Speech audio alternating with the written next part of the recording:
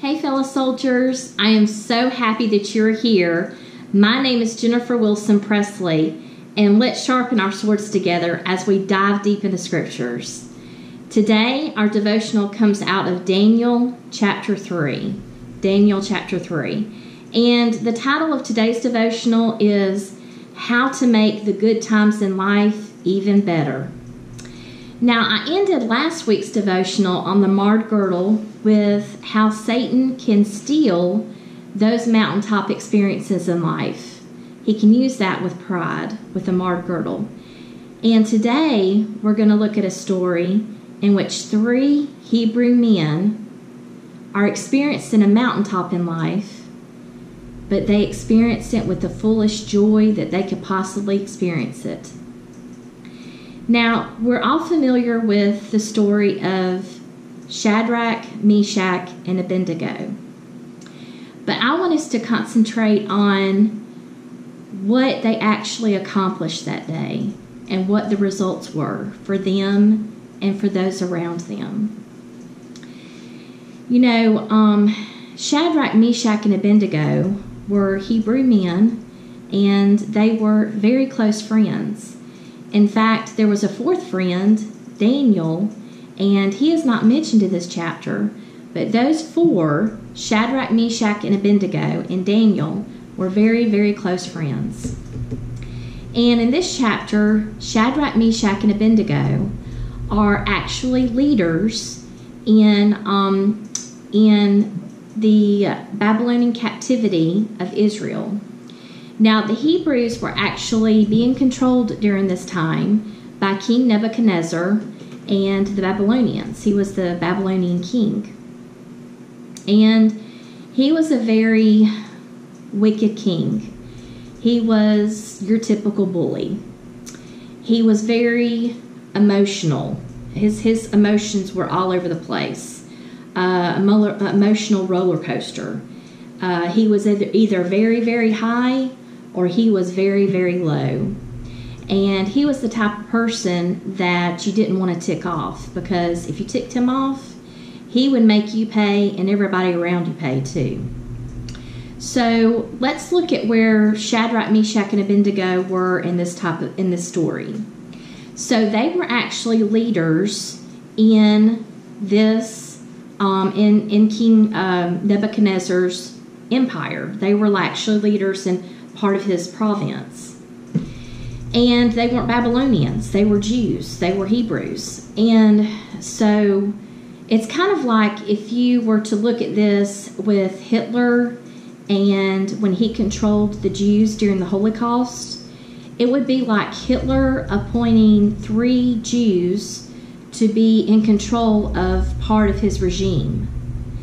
That was the kind of place that Shadrach, Meshach, and Abednego were in. They were in a very sweet spot of life, right? They were experiencing a very unusual experience that the other Hebrews were not experiencing. They were actually leaders. They were actually getting to call the shots. And I'm sure, based on their actions in this chapter, that they were very, very good leaders. And so King Nebuchadnezzar has actually instituted this new religious law in which he has built this golden image, and he is requiring everybody to bow down and to worship this golden image. Well, Shadrach, Meshach, and Abednego are not going to bow down.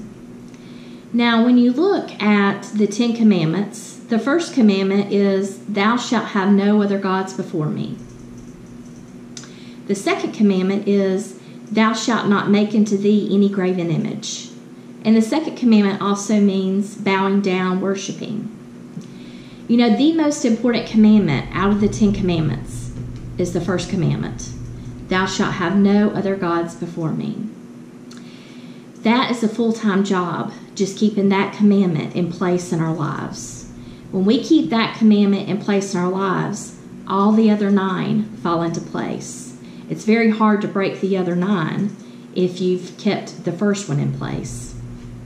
So Shadrach, Meshach, and Abednego not bowing down shows that they've kept the first commandment in place. And I can only imagine when this is going on, in which everybody's bowing down, the masses, and Shadrach and Meshach and Abednego are standing up. You know, the other people that are bowing down, I'm sure they were kind of looking up and thinking, are those guys going to bow down? Those guys are crazy. They have lost their mind. King Nebuchadnezzar is going to kill them. They are going to die. Just go along, get along. Don't rock the boat. Just bow down. I'm sure that's what a lot of them were thinking. Because you know what? On that day, not one single person stood with Shadrach, Meshach, and Abednego. Those three men stood, and they stood the entire time. It's not like they started standing and then they knelt down. They stood up the entire time. They knew the consequence for this. They knew they were going to be put in the fiery furnace, and that's exactly what happened to them. When King Nebuchadnezzar found out about this, you know, this is the bully.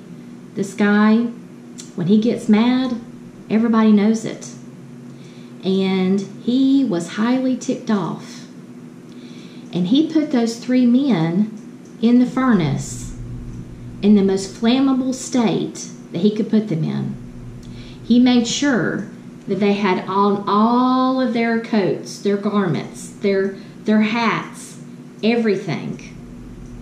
And the other thing he did is he turned up that furnace. He was so furious with them, he turned up that furnace. He made it hotter than it had ever been. So, they're put in the furnace. King Nebuchadnezzar is looking in the furnace. You know, I can only imagine he's probably like doing his eyes like this and doing a double take. He can't believe what he's seen. He's seen an absolute miracle. He's seeing two miracles. He's seeing a fourth person in the fiery furnace with them. And he's also seeing that Shadrach, Meshach, and Abednego don't even look like they're in the furnace. There's not one piece of their clothing that looks like it's being burned. So what's his response to this? Get them out. He tells them to get out of the furnace. Get out. So Shadrach, Meshach, and Abednego get out. And all of the rulers are standing around these three men. I can only imagine their jaws are they're just gasping. These guys don't even look like they've been in the furnace. The Bible says that they don't even smell like smoke. King Nebuchadnezzar is so moved by this that he changes the religious law. He allows them to live. He not only allows them to live, he gives them a job promotion. Can you imagine what it was like when Shadrach, Meshach, and Abednego got home that night and the stories they were telling? You know, this was an emotionally charged day for these three men. You know, they go in there, they know that they're not going to bow down, and they're scared. You know, they're scared. They know that they're going to die, but they are so courageous in stepping out in faith, right? You know, the world calls it taking risks. Christians call it stepping out in faith. And when these three men stepped out in faith, you know, the other people around them didn't step with them. The other people around them didn't understand it. But Shadrach, Meshach, and Abednego understood it, and they obeyed God. You know, they experienced a miracle firsthand. None of those people around got to experience the miracles that Shadrach, Meshach, and Abednego experienced that day. They were about to die. They ended up living. They got a job promotion. And their actions so move this leader, this King Nebuchadnezzar, this bully, that King Nebuchadnezzar changes the religious law. You know, the people all around them got to experience the miracle, right? They got to see it, and they got to experience the result of this religious law being changed, in which they weren't put into a position in which they had to compromise. So who ended up dying that day? Not Shadrach, Meshach, and Abednego. The men, the Bible says, the mighty men in King Nebuchadnezzar's army that threw Shadrach, Meshach, and Abednego into the furnace, they died that day. The flames that were in the furnace did not touch Shadrach, Meshach, and Abednego, but killed, leaped out of the furnace and killed, set fire to the men who threw them in the furnace. You know, we as Christians, we tend to think of this story in one in which we're supposed to take a strong stand for God, right? But it doesn't necessarily have to be that. It can be in the small things of life. You know, it can be something as simple as sharing your testimony. If you haven't read my testimony, you can find it on my website. The link is at the bottom of your screen. And when you read my testimony, you're going to see that it's dark. You're going to see that it's heavy. But you know what? If you have a testimony like mine, we have the most amazing gift. God can show His light through such darkness, His power being shown like never before. Don't believe the father of lies. You know, he tries so hard to keep a muzzle over our mouth. He has all these lies that he likes to put into our mind to keep us from sharing our testimony. Oh, they're going to laugh at you.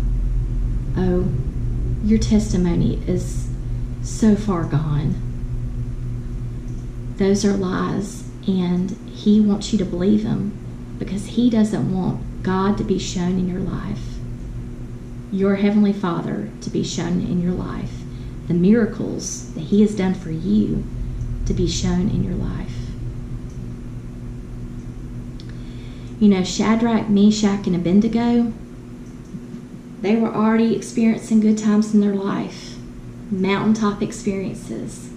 But you know what? When they stepped down in faith, they made those mountaintop experiences even higher.